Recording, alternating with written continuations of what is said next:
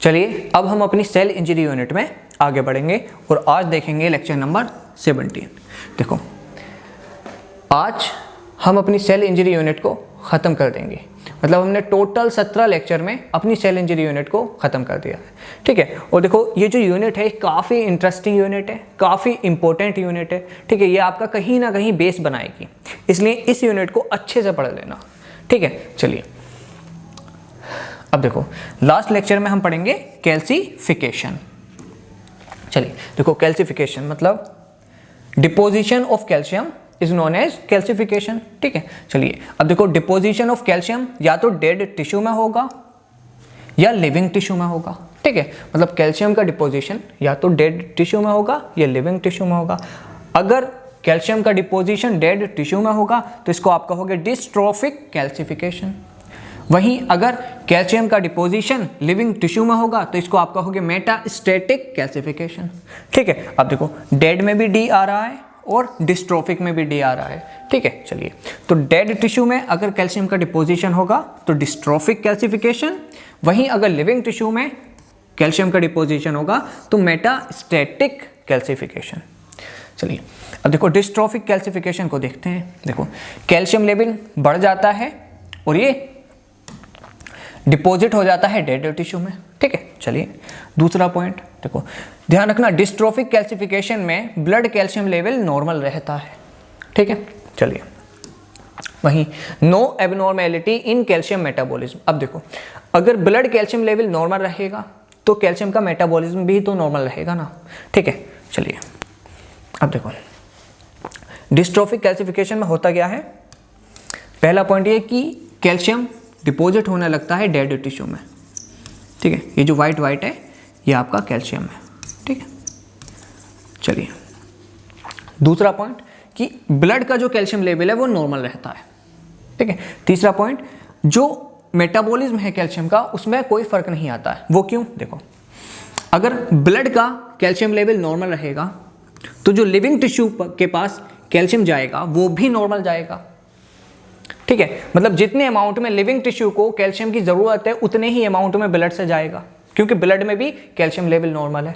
अगर एक certain amount में कैल्शियम लिविंग टिश्यू तक जाएगा तो लिविंग टिश्यू उस कैल्शियम का मेटाबॉलाइज्म भी तो एक प्रॉपर वे में करेगा, इसलिए no abnormality in calcium metabolism. ध्यान रखना क्वेश्चन ऐसा पूछा जाएगा कि क्या डिस्ट्रोफिक कैल्सिफिकेशन में कैल्शियम मेटाबॉलिज्म में कोई एबनॉर्मेलिटी आती है, तो आपको आंसर देना है नो, ठीक है। चलिए एग्जाम्पल्स देख लेते हैं डिस्ट्रोफिक कैल्सिफिकेशन के। देखो पहला है रूमेटिक हार्ट डिसीज, ठीक है। चलिए दूसरा है नेक्रोसिस, तीसरा है एथेरोमेटस प्लेक, चौथा है टीबी, पांचवा है मंकी वर्ग स्क्लेरोसिस जिसको आप प्यार से कैल्सिफिक मीडियल डिजेनरेशन भी कहते हैं, और छठा है सेमोमा बॉडीज, ठीक है। तो ये 6 कंडीशन ऐसी हैं जिसमें कैल्शियम का डिपोजिशन होता है इन डेड टिश्यू, ठीक है। चलिए और ध्यान रखना एम्स में, एफएमजीई में, जिपमर में, नीट पीजी में मेटास्टैटिक कैल्सिफिकेशन के एग्जाम्पल्स है, डिस्ट्रोफिक कैल्सिफिकेशन के एग्जाम्पल्स है, बहुत ज़्यादा भर भर कर क्वेश्चन आते हैं, इसलिए ये एग्जाम्पल आपके रटे होने चाहिए, ठीक है। चलिए अब देखो इसको आप याद कैसे करोगे इस ट्रिक से। ट्रिक क्या है? ट्रिक है मंकी ऑन तार पे, ठीक है। देखो जो विलेजेस होते हैं ना वहाँ पर कपड़े सूखते हैं छत पर, जब कपड़े छत पर सूखते हैं तो वो तार पर सूखते हैं, ठीक है। अब तार पर सूखते हैं तो बार बार क्या करता है ना, बंदर आता रहता है। तो जो लेडी सुखा कर आती है कपड़े वो क्या कहती है कि अरे मंकी तार पे, ठीक है। समझ में आया? मैं मानता हूँ बहुत मज़ेदार नहीं है लेकिन शायद आपके इससे याद हो जाए, ठीक है। देखो मंकी ऑन तार पे, तार समझिए ना, रस्सी जिस पर कपड़े सूखे हैं, ठीक है। चलिए अब देखो जो ग्रीन से लिखा है उससे कुछ है, बाकी ये जो येलो से लिखा है उससे कुछ नहीं है, ठीक है। देखो मंकी के मॉन से है मोंकी वर्ग स्क्लेरोसिस, जिसको आप प्यार से कहते हो कैल्सिफिक मीडियल डिजेनरेशन, ठीक है।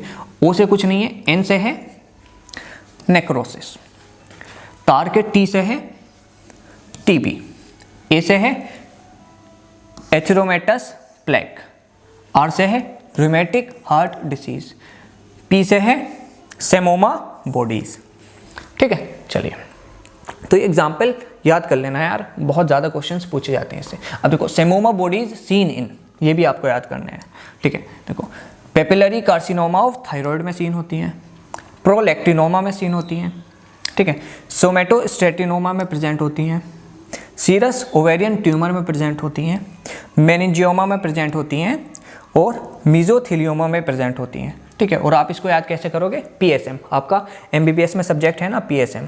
देखो तो आप इसको ऐसे कर सकते हो, P square S square M square, ठीक है। पी स्क्वायर मतलब 2p, 2p से एक पी से हो जाएगा पेपिलरी कार्सिनोमा ऑफ थायराइड, एक पी से हो जाएगा प्रोलैक्टिनोमा। एस स्क्वायर मतलब 2s, एक से हो जाएगा सोमेटोस्टेटिनोमा, एक से हो जाएगा serous ovarian tumour. M square मतलब 2m, एक से हो जाएगा मेनिंजियोमा, एक से हो जाएगा मीजोथेलियोमा, ठीक है। तो ये भी आपको याद करना है। चलिए अब देखते हैं मेटास्टैटिक कैल्सिफिकेशन। अब देखो मेटास्टैटिक कैल्सिफिकेशन में आपको पता है जो कैल्शियम है वो लिविंग टिश्यू में डिपॉजिट होता है, ठीक है। और ध्यान रखना जो ब्लड कैल्शियम लेवल है वो इंक्रीज होता है मेटास्टैटिक कैल्शियम में। अगर ब्लड कैल्शियम लेवल बढ़ा हुआ होगा तो एबनॉर्मेलिटी हो जाएगी कैल्शियम मेटाबॉलिज्म की, ठीक है। तो पहला पॉइंट कि लिविंग टिश्यू में कैल्शियम का डिपोजिशन होता है और ब्लड कैल्शियम लेवल बड़ा होता है और जो कैल्शियम मेटाबॉलिज्म है वो भी एबनॉर्मल होता है।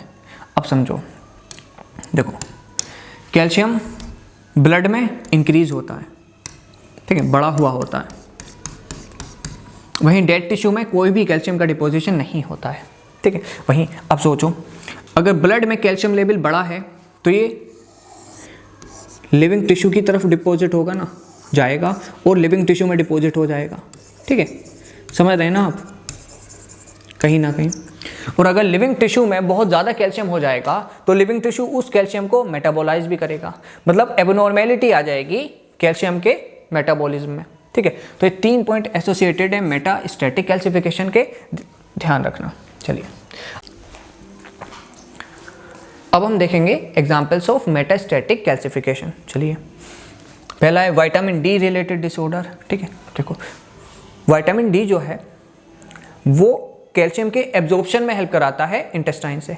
अब सोचो अगर विटामिन डी रिलेटेड डिसऑर्डर हो जाएगा तो मेटास्टैटिक कैल्सिफिकेशन हो जाएगा, ठीक है। वहीं इंक्रीज विटामिन ए भी आपका मेटास्टैटिक कैल्सिफिकेशन कराता है। वहीं बोन डिसीज का एक एग्जाम्पल है मल्टीपल माइलोमा। अब देखो मल्टीपल माइलोमा में क्या होता है ना, बोन ब्रेक होने लगती है।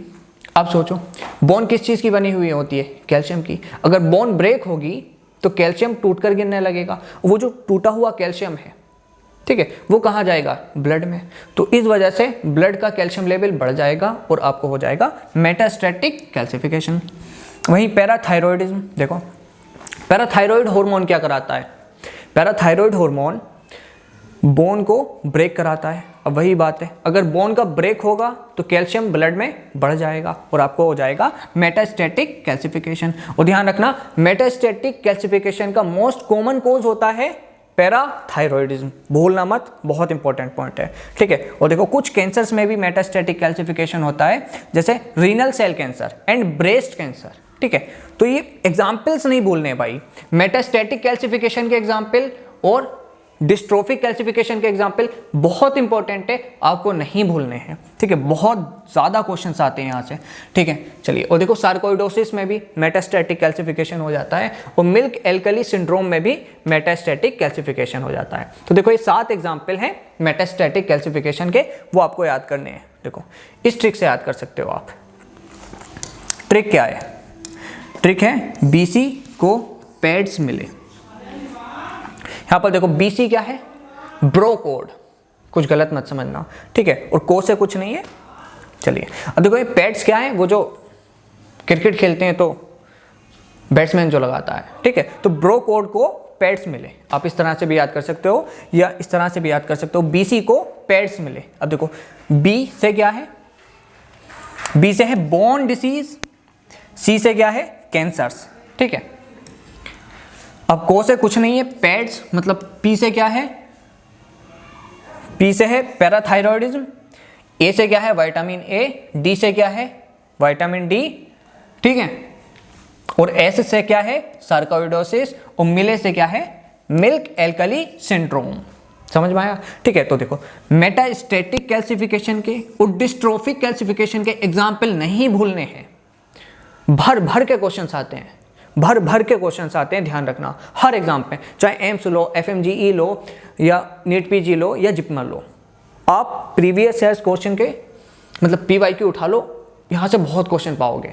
ठीक है, चलिए अब एक नोट पॉइंट ध्यान रखो। वो नोट पॉइंट क्या है? देखो विटामिन ए अगर इंक्रीज होगा तो होता क्या है? देखो रेटिनोइक एसिड इंक्रीज कर जाता है। अगर रेटिनोइक एसिड इंक्रीज कर जाता है तो जो ओस्टियोक्लास्ट होते हैं वो एक्टिवेट हो जाते हैं। और ध्यान रखना ओस्टियोक्लास्ट जो है वो है मॉडिफाइड मैक्रोफेज ऑफ बोन। ठीक है, देखो मैक्रोफेज हमारी पूरी बॉडी में प्रेजेंट होते हैं। हमने क्या किया, अलग अलग टिश्यू के मैक्रोफेज का नाम अलग अलग रख दिया। जैसे बोन के मैक्रोफेज को क्या कहते हैं? ओस्टियोक्लास्ट। ठीक है, चलिए अब देखो ओस्टियोक्लास्ट का एक्टिवेशन हो जाएगा तो ये क्या करेंगे? Bone eating. अब बोन ईटिंग होगी तो कैल्शियम लेवल ब्लड में बढ़ जाएगा और हो जाएगा आपको मेटास्टैटिक कैल्सिफिकेशन। ठीक है, तो ध्यान रखना बच्चे को ये तो याद रहता है कि विटामिन डी रिलेटेड डिसऑर्डर्स करते हैं मेटास्टैटिक कैल्सिफिकेशन, लेकिन बच्चा ये भूल जाता है कि विटामिन ए की एक्सेस से भी मेटास्टैटिक कैल्सिफिकेशन होता है। ठीक है, तो इस पॉइंट को नहीं भूलना है। चलिए एक नोट पॉइंट ध्यान रखो, कैल्सिफिकेशन बेगिंस इन माइटोकॉन्ड्रिया। हमेशा कैल्सिफिकेशन होता है माइटोकॉन्ड्रिया में, एक्सेप्ट किडनी। किडनी में होता है बेसमेंट मेम्ब्रेन में। ठीक है, तो हमेशा कैल्सिफिकेशन स्टार्ट होता है माइटोकॉन्ड्रिया में, एक्सेप्ट किडनी में होता है बेसमेंट मेम्ब्रेन में। चलिए most common organ affected with metastatic calcification, इसका आंसर है लंग्स। ठीक है, चलिए देखो स्टेन फॉर कैल्शियम, स्टेन ध्यान रखना, एक होता है वॉन कोसा स्टेन।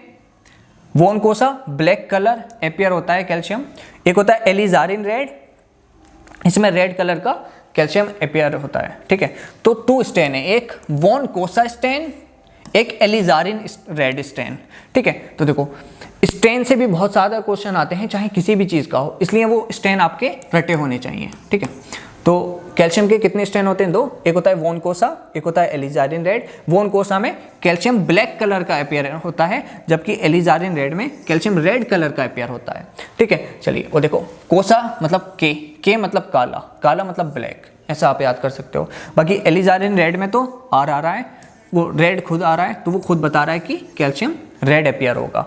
ठीक है, चलिए अब देखो ध्यान रखना, ग्रॉस एग्जामिनेशन में कैल्शियम चोकी वाइट अपियर होता है। ग्रॉस एग्जामिनेशन मतलब आप नेक्ड आई से देखते हो, तो जैसे आपने पढ़ा होगा फैट नेक्रोसिस। फैट नेक्रोसिस में आपने पढ़ा होगा कि कैल्शियम बढ़ता है, तो कैल्शियम बढ़ता है तो हमें क्या मिलता है? चोकी डिपॉजिट मिलता है। ठीक है, अगर आपने फैट नेक्रोसिस अच्छे से पढ़ा है तो आपको याद आ रहा होगा। ठीक है, वहीं माइक्रोस्कोपिक एग्जामिनेशन में कैल्शियम मिलता है बेसोफिलिक एमोर्फस की फॉर्म में। ठीक है, चलिए तो ये पॉइंट थे जो आपको पता होने चाहिए। ठीक है, अब देखो हमारी जो सेल इंजरी यूनिट है वो होती है समाप्त। हमने इसमें 17 लेक्चर लिए और ध्यान रखना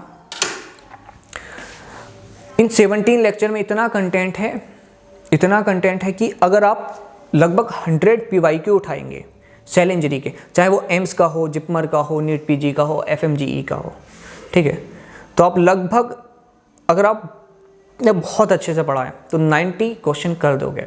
बस 10 ही क्वेश्चन ऐसे होंगे जो आपको लगेगा कि यार ये नहीं पढ़ा पाए सर। ठीक है, वो 90 क्वेश्चन भी आगे वाले चैप्टर से कोरिलेशन होगा। ठीक है, तो वो हम आगे पढ़ेंगे। तो सेल इंजरी को कंप्लीट करने में काफ़ी मेहनत लगी है।